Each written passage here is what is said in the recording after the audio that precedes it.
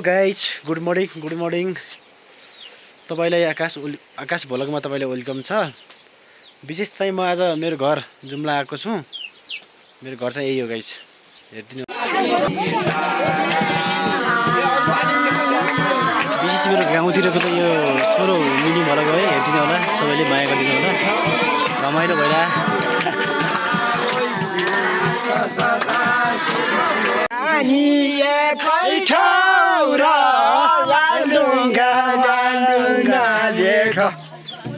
खेल्न पाए छोरो तापनि हाँस्न नै लाग्यो।